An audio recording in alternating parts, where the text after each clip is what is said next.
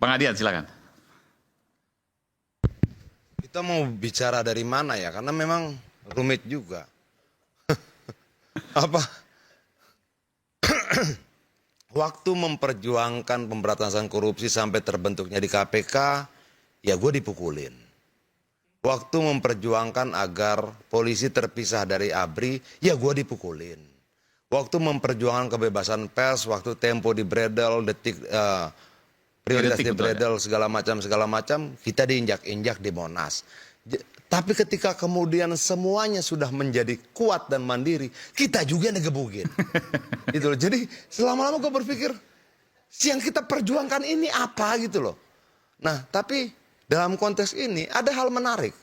Saya coba seobjektif mungkin begini ya. Saya bisa nggak setuju sama Pak Prabowo terkait pilkada di DPRD? Boleh. Tapi dalam konteks pernyataan Yusril terakhir ini menarik. Dia mau membentuk lembaga tunggal pemberantasan korupsi. Apakah itu polisi, apakah itu kejaksaan, apakah itu KPK, kita nggak tahu.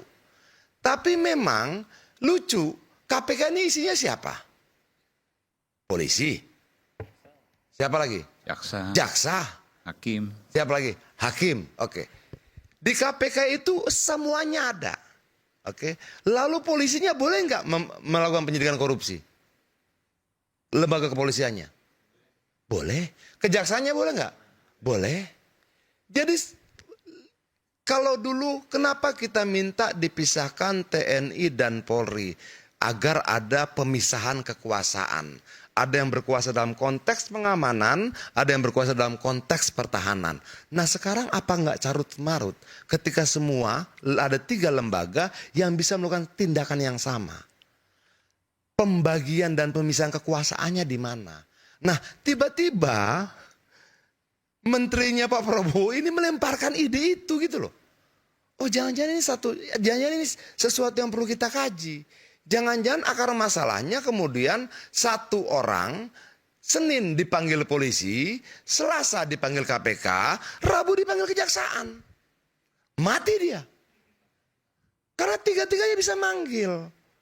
Itu loh. Nah kalau begitu, kalau kita bicara konteks dasar dari trias politika adalah pemisahan kekuasaan, bisa nggak dipisahkan? Nah ada apa? Saya pengen ngobrol sama Pak Yusril sebenarnya. Idemu itu apa? Sehingga melahirkan itu. Apakah kita punya kekhawatiran yang sama atau tidak? Oke. Nah, artinya bahwa kalau kemudian gagasan-gagasan segar seperti yang disampaikan oleh pemerintahan Prabowo ini, sepertinya dia ingin melepaskan dirinya dari keterikatan terhadap kekuasaan manapun. Kekuasaan masa lalu dan sebagainya. Dia mau lepas. Oke, kenapa? Itu produk masa lalu di mana masing-masing institusi yang sama-sama ada dalam KPK juga bisa melakukan penyidikan korupsi. Dia mau sesuatu yang baru. Mudah-mudahan ini menjadi awal untuk kita memperbaiki tatanan pemberantasan korupsi kita. Sehingga tidak kemudian orang menjadi langganan dipanggil. Melelahkan. Sudah dipanggil, dipublikasikan. Belum tentu terbukti, udah rusak namanya. Sudah ribut dengan istrinya. Sudah berantem dengan keluarganya. Apalagi kemudian bisa nggak kemudian kita periksa setiap latar belakang orang yang kita tuduh. Bagaimana Harun Masiku dengan keluarga yang tinggal di rumah kreditan BTN di Sulawesi Selatan kalau tidak salah ya. Iya. Iya. Ya mungkin karena tuduhan-tuduhan itu ya cerai. Gitu loh. Nah pembuktiannya belum, perceraiannya sudah. Kita bertanggung jawab nggak sih?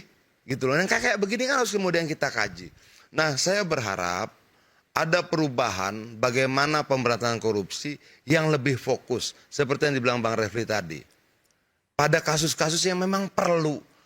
Dulu kalau tidak salah KPK pernah menangkap orang yang dituduh korupsi 2 juta rupiah. Coba periksa. 2 juta rupiah. Pernah Bang ya?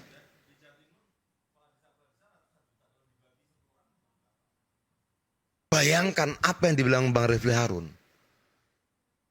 Gede banget KPK ini nangkap yang begitu. Lalu dengan kasus Harun Masiku, kita dipaksa ngomongin Harun Masiku. Sementara ada puluhan, ratusan korupsi lain dan angka yang sangat besar yang nggak pernah diobrolin.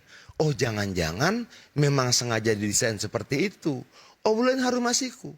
Jangan obrolin perusahaan A, jangan obrolin perusahaan B, jangan obrolin pejabat A, jangan obrolin pejabat B. Cukup obrolin Harun Masiku. Jangan-jangan Harun Masiku memang selalu harus didengung-dengungkan agar sekian banyak orang terlindungi korupsinya. Tidak terbicarakan korupsinya, tidak terungkap korupsinya. Bisa nggak kemudian saya menafsirkan seperti itu? Bisa. Bisa nggak kemudian saya tafsirkan, kenapa menjelang momentum politik selalu ada pemanggilan? Yang dipanggil orang yang sama. Pertanyaannya, pertanyaan yang sama. Untuk mengejar siapa? Orang yang sama. Berkali-kali. Boleh nggak kemudian kita bilang, jangan dipolitisasi dong. Jangan semuanya berkonotasi politis dong. Jangan dong mau mengalahkan kita di pemilu, kalian panggil lagi. Mau mengugurkan suara pemilih kita di pilkada, kalian panggil lagi. Mau ini kalian panggil, jangan dong. Yuk kita pisahkan, hukum ya hukum, politik ya politik. Jangan kemudian hukum dipakai untuk kepentingan politik. Berbahaya. Terima kasih. Oke, baik. Silakan. Terima kasih. Jadi saya juga seperti Pak Refli Harun mencintai juga PDIP. Tahun 1996 saya koordinator lapangan TPDI Jawa Tengah. Meskipun saya P3 waktu itu tetap.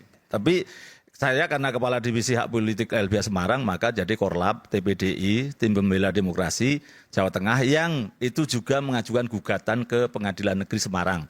Selain yang di Jakarta, hanya Jawa Tengah yang mengajukan gugatan kasus itu. Jadi, dan saya pun dalam bentuk mencintai PDIP, saya mengajukan gugatan in absentia ini segera tuntas, selesai. Harun Masiku. Ya, Harun Masiku saya gugat pra-peradilan itu, KPK-nya, untuk sidang in absentia, hari ini sudah saya daftarkan. Itu karena pasal 38 memang berbunyi. Jadi tanpa Harun Masiku pun sidang akan dilaksanakan. Iya, karena memang pasal 38 Undang-Undang Pemberantasan Korupsi itu menyebut bahwa kalau tidak bisa dihadirkan ayat satunya, maka tanpa kehadiran. Ini sudah dimasukkan ini?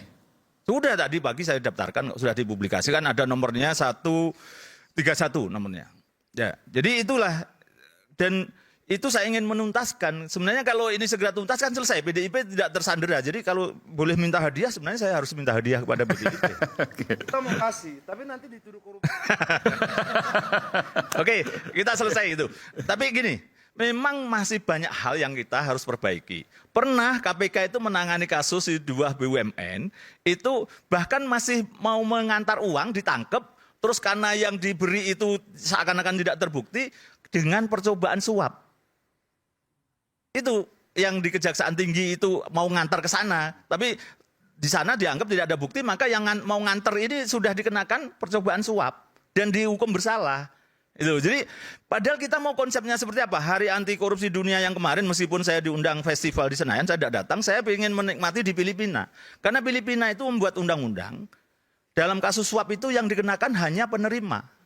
Karena ingin membersihkan birokrasinya, membersihkan kekuasaannya. Itu tadi yang disampaikan. Iya, itu undang-undangnya memang begitu, dibuat begitu, setting itu. Mari kita lakukan itu, gitu loh. Ya, ya. Jadi kalau memang kita ingin pemerintahan yang bersih, itu ya artinya yang diproses itu, gitu loh. Undang-undangnya yang kita rubah, DPR yang harus mengubah itu, gitu loh. Surplus kekuasaan tadi. Nah, itu loh. Jadi Filipina begitu, dan apa yang terjadi Filipina? Oh, Filipina menggunakan logika Bung Rocky berarti ya?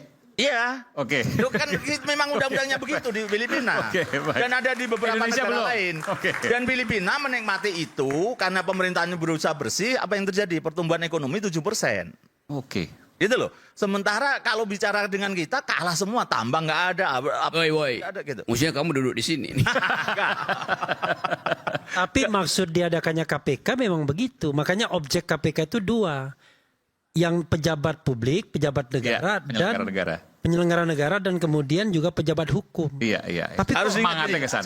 Saya teruskan dulu deh. Saya teruskan dulu. Tapi itu tidak menjadi core bisnis dia. Ya, ini kan ada yang dilupakan terus sebenarnya. KPK berfungsi pencegahan. Nah, kalau ini memang dianggap berhasil, harusnya dia mampu memaksa Pak Prabowo nanti untuk fungsi pencegahan adalah tata kelola pemerintahan yang baik. Bahasa saya berulang-ulang, kita ini levelnya masih mencegah bocor. Bahkan kadang-kadang jebol, proyek BTS Kominfo 80% kerugian. Itu kan bukan hanya bocor, tapi jebol, banjir bandang. Nah, negara-negara maju itu kan levelnya mencegah tiris dan rembes. Itu loh, uang masuk itu bagian pajak, bea cukai, royalti, pendapatan negara bukan pajak, dari tambang segala macam. itu betul-betul masuk sebagai anggaran negara. Dan kemudian juga keluarnya begitu, tender segala macam itu tidak dimonopoli, tidak diatur, uang juga digunakan, ada bendungan yang tidak ada selokannya mengalir, itu kan mubazir.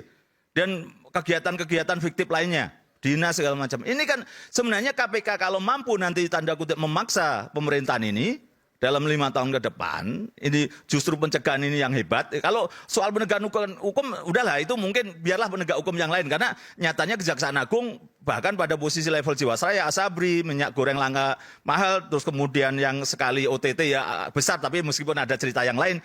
Tapi artinya pada posisi itu KPK harus hebat nanti di pencegahan. Kita ingatkan begitu. Jadi dengan demikian kita tidak pada posisi KPK ini seperti apa sih gambarannya. Dan kalau nanti juga tidak mampu pencegahan, ya sudah memang harus dibubarkan aja, gitu loh. Dan itu ya mohon maaf kalau kan masih beberapa. Ini pendapat pribadi. Ya misalnya kan tuh Pak Refli Harun juga Tapi begitu tadi kok. setuju nggak bahwa kalau yang di Filipina diterapkan di Indonesia, bahwa yang menerima yang disampaikan oleh Bang Rocky tadi, mereka yang punya surplus kekuasaan itulah yang kemudian menjadi tersangka korupsinya. Super setuju, karena memang niat kita kan untuk apa sih? Birokrasi yang bersih melayani, kan itu. Maka yang dihukum adalah yang punya kekuasaan. Ya, baik. Artinya kalau dari cara berpikir seperti itu dan cara berpikir filosofi seperti yang Bang Rocky sampaikan, Harun Masiku bukan penerima. Bukan begitu, karena undang-undangnya beda. Sekarang tugasnya DPR gitu loh. Satu, Iya. merubah undang-undang itu.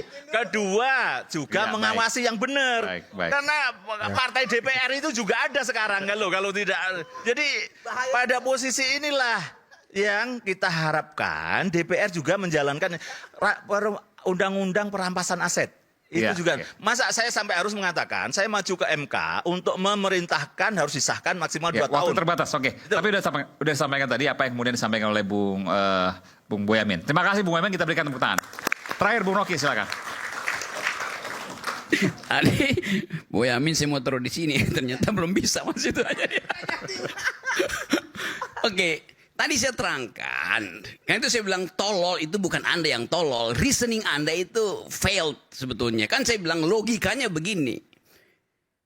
Jadi harus paham ya, saya tapi teman itu, tapi cara berpikirnya itu tolol itu maksudnya tuh faulty reasoning. Kalau saya bahasa Inggris begitu deh. Kamu membuat faulty reasoning itu dasarnya. Supaya nggak ada faulty reasoning yang mengakibatkan nanti masa depan itu tidak jelas. Di dalam logika itu ada prinsip begini nih.